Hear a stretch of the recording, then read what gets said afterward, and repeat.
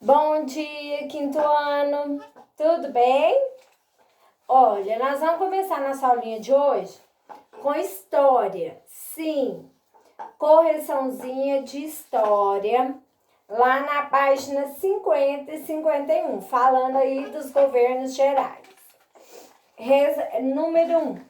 Por que colonizar as terras portuguesas na América não era uma tarefa fácil, gente? Porque a extensão territorial da colônia, né, muito extensa. E além disso, Portugal atravessava também uma situação econômica ruim. A B. O que o rei de Portugal fez para resolver esse problema? Estabeleceu o sistema de capitanias hereditárias, dividindo o território brasileiro de norte a sul em 15 lotes, não foi isso? Que se estendiam do litoral aos limites determinados pelo Tratado de Tordesilhas, porque até então tinha o Tratado de Tordesilhas, né? O Brasil ainda não era do tamanho que é hoje, não se tinha essa dimensão ainda. Aí, a C. Qual é o nome do estado onde você vive? As terras do seu estado pertenciam a Portugal ou a Espanha? Se você for olhar aqui, ó, nós já ficamos ali meio a meio, né? Metade pertencia à Espanha, metade pertencia a Portugal. A 2 tá assim, ó. Pinte no mapa as capitanias que conseguiram prosperar. Já sabemos, as capitanias que prosperaram foi de Pernambuco e a de São Vicente. Essas duas que você vai colorir, tudo bem? Aí vem aqui, ó. Por que elas se diferenciaram das outras capitanias e conseguiram sucesso? Por causa da lavoura da cana-de-açúcar e da criação de gado. E Pernambuco, graças ao cultivo da cana-de-açúcar. A 3. Marque as alternativas corretas. As alternativas corretas seriam a e a C. Vamos lê-las? A letra A. Os lotes de terra que formavam as capitanias iam do litoral até a linha determinada pelo Tratado de Tordesilhas. A C. Pagar impostos à coroa portuguesa era um dos deveres dos donatários. Tudo bem? Agora, gente, olha aqui. Converse com os colegas e o professor e dê sua opinião. Qual dos 3 governadores gerais fez o melhor governo e por quê? O que vocês acharam? Respondam aqui embaixo, nesses espaços. Porque como nós não temos essa participação, mas você leu, você viu que o que mais governou foi Mendes Sá, né? Mas nós sabemos que ele também não governou sozinho. Ele teve o primo dele, Epitácio de Sá, que sem dúvida nenhuma foi o braço dele nos seus governos. A meu ponto de vista é ele. Mas, se você for olhar também, né, ele ajudou ainda a explorar mais o Brasil. Se hoje você fosse eleito governador de seu estado, enfrentaria os mesmos problemas dos primeiros governadores coloniais? Não, né, gente? Não, e aqui ainda te pergunta por quê? Vamos usar a nossa atual realidade. Hoje em dia nós vivemos com um inimigo que está paralisando a vida de todo mundo, que ainda não se tem cura, e você como governante, creio eu que faria investimentos para achar uma cura para esse vírus, investimentos da vacina, e sem dúvida o que nós temos acompanhado aí, hospitais, leitos para poder atender todos os doentes, né? Infelizmente, essa é a realidade. Então, aqui te pergunta, os problemas seriam os mesmos? Não, gente. Naquela época, os problemas eram os indígenas, eram as ocupações. Qual seria a primeira providência que você tomaria se fosse eleito governador?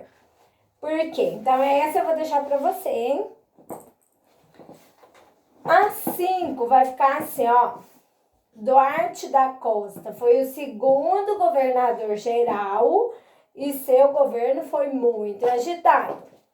Tomé de Souza foi o primeiro governador-geral da América Portuguesa e fundou a primeira capital da colônia. Foi o terceiro governador-geral e conseguiu expulsar os franceses do Rio de Janeiro com a ajuda de seu sobrinho, Mendes Sá. Então, a 5 ficou 2, 1, 3, certo? Agora, matéria nova, corrigiu tudo. Creio eu que no final, que para a semana que vem, eu vou até pedir os livros, que já tem um conteúdinho bom para te verificar se vocês estão fazendo a correção correta. Olha, hoje nós vamos começar uma matéria que ela já traz para nós a história do que nós estamos acompanhando aí na mídia. Até teve uma aluna, Ana Clara Gonçalves, me mandou umas 2 semanas atrás: Tia, por que você não trabalha sobre o racismo, tá em alto? Gente, isso aí é um fato histórico. Então, nós vamos começar a ver hoje a questão de quando os escravos vieram para o Brasil, quando que os africanos vieram, como que eles eram tratados, como eu acabei de falar, né? Escravos de maneira subhumana. Eu mandei um materialzinho para vocês, eu tenho falado desses materiais, gente. Leia, por gentileza, esses materiais. São muito importantes. Essa pesquisa que eu fiz hoje sobre a questão dos afrodescendentes, quando eles vinham para o Brasil, os africanos, afrodescendentes os atuais, os africanos vinham para o Brasil, como eles eram tratados. Vocês estão em casa, larga o joguinho, procura aí para vocês verem 12 anos de escravidão, acompanha, assista um filme, Quilombo dos Palmares, Escravizauro. Foi uma novela muito famosa, na minha época eu assisti, que era a época que a gente assistia novela, né? Depois das 7, andava todo mundo no sofá. Ia assistir novela. E aí você invocava, no outro dia você ficava quebrando a cabeça o que queria acontecer, porque naquela época não tinha internet para contar os próximos capítulos. Então, vocês estão tranquilos, porque não adianta falar pra mim, não. Nossa, você passa tarefa demais, não tem tempo. Não tô passando assim. Dá tempo, sim. O que eu te peço é pra você assistir. Assiste 12 anos de escravidão, creio eu que tem no YouTube. Mas tem muito filme também brasileiro que retrata quando que esse povo sofreu, tá bom? Então vamos à matéria. O engenho e produção de açúcar. O que aconteceu? Com a plantação de cana-de-açúcar começou o quê? Então uma demanda por produtos que vinham da cana-de-açúcar. E para isso, quando a gente começa aqui a escravidão, a mão de obra escrava, você vai ver que assim, eles escravizaram os indígenas também. Uns conseguiam se rebelar, fugir, outros não, foram escravizados. Só que aí, eles não aceitavam de uma maneira branda como foi os africanos. Então, os senhores, na época, digamos assim, esse comércio dos africanos já existia em outros países. Então, eles começaram a trazer para trabalhar no plantio, na colheita, na produção da cana, na produção do açúcar. Então, aqui, ó, nessa primeira parte, a página 52, vai falar tudo isso que eu tô te falando. Depois você lê, vem falando dos engenhos. Engenhos era onde que era produzida a cana, né? Agora, uma matéria que o seu livro trouxe importante para nós é essa aqui da página 53. Sim, ele vem trazendo para você como que funcionavam os engenhos de açúcar. Isso aqui, ó, era a grande fazenda. Portanto, a número 1, se você olhar aqui, ó, era a casa grande. Essa casa grande era onde morava a família dos fazendeiros, era onde tinham os escravos que ficavam responsáveis por serviços domésticos. Não era hoje uma depois outra, não. Ficava sempre aquela mesma escrava ali na casa. A não ser que ela fazia alguma coisa errada e aí eles trocavam. A senzala era uma construção muito simples. Gente, os escravos dormiam na terra mesmo, no chão. A senzala era onde que eles ficavam para dormir. E aí você acha que esses africanos ficavam dormindo 8 horas por dia? Não, bem. Eles trabalhavam de 16 a 20 horas por dia. E acordava e ia trabalhar novamente. Café da manhã, almoço, jantar? Era à vontade? Não, era tudo regrado, tudo pouco, tudo assim. Por isso que tem esse nome escravo e a gente já tem aquela ideia de sofrimento, que batia, trabalhava muito, apanhava, comia pouco. É isso mesmo, é por aí, tá? Aí depois tinha a capela, porque uma coisa nós não podemos deixar de falar, que naquela época a religião, o catolicismo, era a religião que comandava no mundo. Nessa época, 1500, 1600, ainda não tinham se rebelado outras religiões, então existia só o catolicismo, e o catolicismo era uma força muito grande. A Igreja Católica nessa época era rica, tinha dinheiro e ela monitorava e mandava nas pessoas. Então, assim, eles tinham essa capela não por adoração, mas até mesmo para poder doutrinar. Porque não podemos esquecer, lá quando os governos gerais vieram, o que eles trouxeram junto com eles? Jesuítas, o Padre Anchieta, que vieram para doutrinar os índios. Por um lado, você vai começar a ler aí no material que eu te mandei, eles ajudaram um pouco os índios, mas a função deles, infelizmente, era colocar eles católicos, aceitar que Deus queria aquilo. Isso mesmo. Aí depois tem os canaviais, que era onde que tinha plantação, né? As lavouras, gente, essa lavoura, vocês vão ver aqui no livro de vocês, era mandioca, arroz, feijão, mas não se plantavam muito, porque o dono da fazenda, ele não tinha interesse nesse tipo de plantação. Ele queria plantar açúcar para ele obter lucros, não é isso? Então, mas se plantava pouco, esse pouco era destinado à casa grande, e o que sobrava, eles mandavam de comida para as senzalas. Aí vinha a casa de engenho, que era onde abrigava as instalações para fabricação de açúcar. A moenda era onde moía a cana, né? As fornalhas, se vocês tiverem dificuldade, aqui, ó. Aí dá para você ver, mas assim, se tiverem dificuldade de idealizar isso, procura na internet, você vai ver. Um complexo grande, você vai colocando lenha para poder o fogo acender para ter o derretimento. E a casa de purgar é lugar onde o açúcar era branqueado e seco. Aí naquela época era chique. Outra coisa, não posso falar porque com açúcar, não posso esquecer. Por que nossa, tia Zara, por que esse fazendeiro plantava tanto açúcar assim? Por que ele judiava tanto os escravos para produzir mais? Gente, o açúcar na época era caro, era considerado até remédio para alguns países, algumas pessoas. Então, para eles era extremamente lucrativo. E aí você vai ver, com o material que eu mandei para você, a gente vai vendo que, assim, são pessoas sem coração, né? Trazia esses negros, né, esses africanos, no navio. Essa viagem durava até 30 dias, em pé.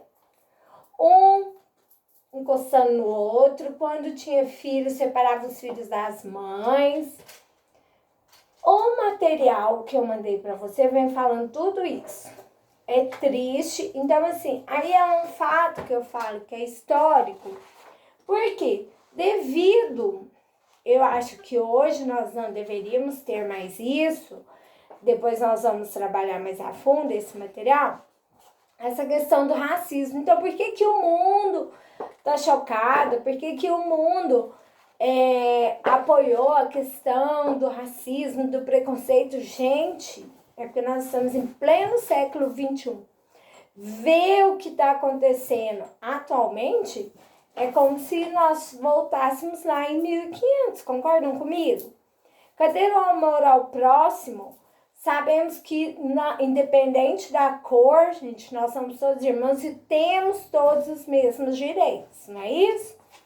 Mas, é só para dar uma norteada que eu tinha falado para Ana Clara que nós falaríamos sobre isso, mas tem um momento ainda mais adequado para a gente debater esse assunto. De repente, vocês também ficaram questionando a mesma coisa que ela e realmente procede, né, gente? A indignação da população. Olha aqui, lá na página 54 do seu livrinho, você vai responder. São 2 questões, um textinho falando sobre os quilombos. Quilombos, você vai ver que era o lugar onde, como que eu posso dizer, recepcionava, abrigavam os africanos fugitivos das grandes fazendas. Tá bom? Olha, como vocês viram, meu quadro de matemática está aqui, né? Tia ampliou esse quadro. Vou pegar meu livro de matemática para nós fazermos 2 exemplos, porque hoje mudou um pouquinho, tá? Então, eu quero que você preste bastante atenção. Pelo material que eu corrigi, muitos não tiveram dúvida, mas alguns tiveram dúvidas. Gente, a coisa é simples. Simples, simples, simples. Eu vou usar um exemplo que está aqui, mas depois eu irei criar um de cabeça e nós iremos fazer. Tudo bem?